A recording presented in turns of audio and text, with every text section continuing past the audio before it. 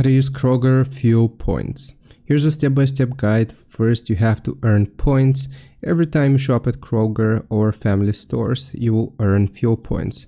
You can use your Kroger Plus card when you shop, and points add up automatically.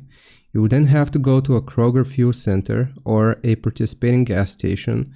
You want to find a Kroger fuel station or a partner one like Shell in some areas. You will then insert your card or type your number.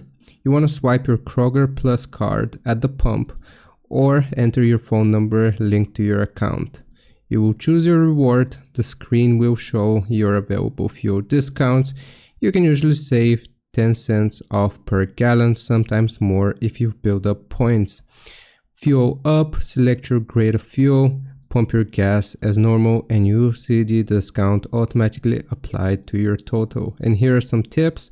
100 points equal 10 cents off per gallon, up to 35 gallons. Points reset every month, so don't let them go to waste, and bonus points promos can help you save even faster.